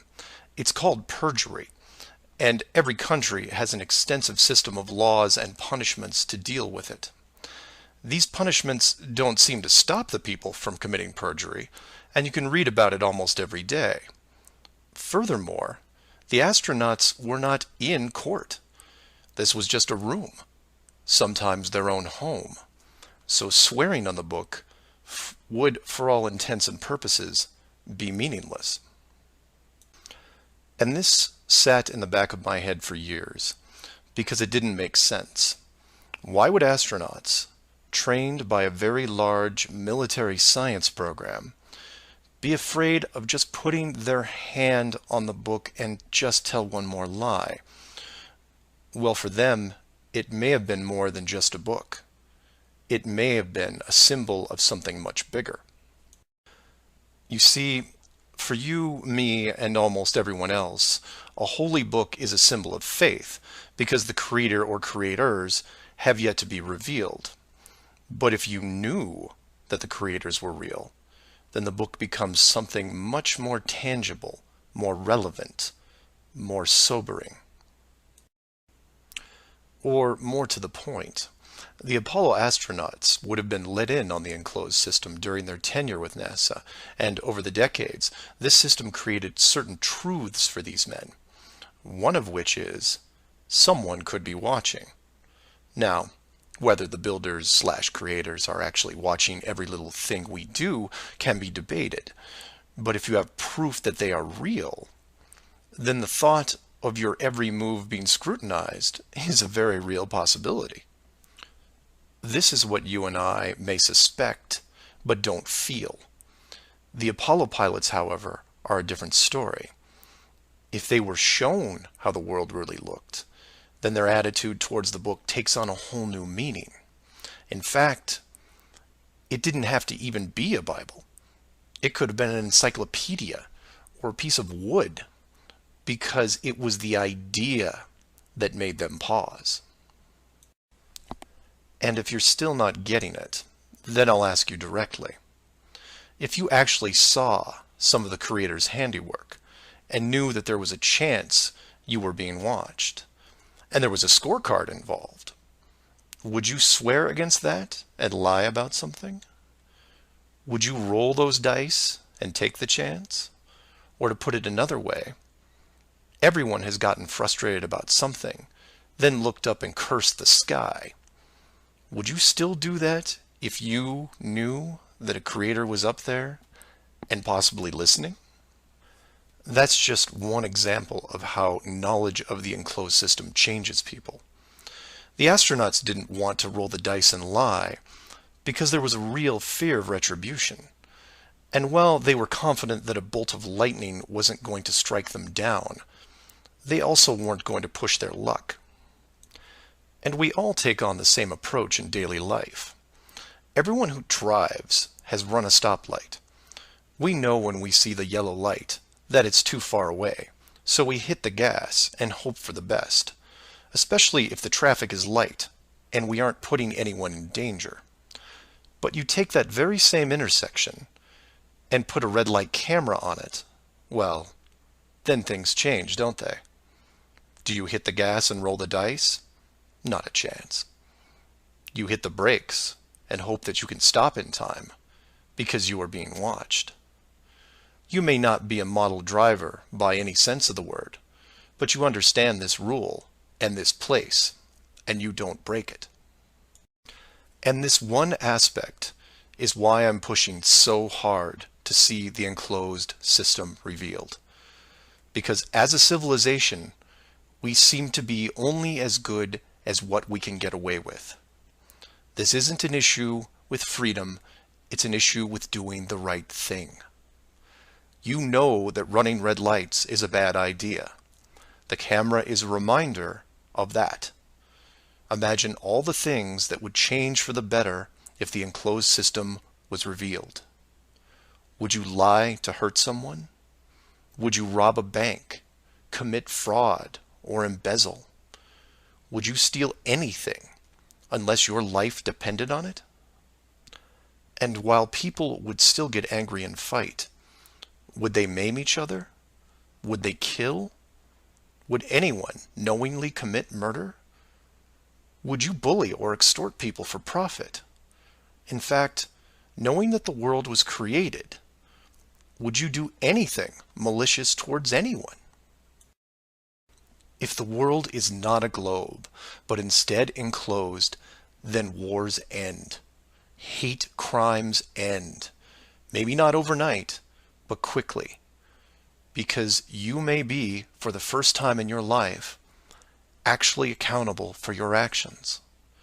You realize now that you are a very real soul in this enclosed system, and you have a responsibility towards your fellow man, one that can be boiled down into one simple rule: treat others better than you treat yourself. This is why it's so important to show the world as it really is. This is why I am asking the authority itself to open the door and let this secret come through. You've kept this hidden for too long, and the people who live here with you have been through enough. This isn't about money or power anymore. It's about our very souls, the essence of who we are. Wealth and titles don't define your heart. Hiding the entire world may have seemed like a good idea at the time, but we have gone way beyond that. Have you actually seen our home recently? This needs to be fixed, and it needs to be now. The people won't forget the deception, but they will forgive you for it, because a truth like this will make them more noble, something we should have been since the beginning. So do your own research, and always, always ask questions.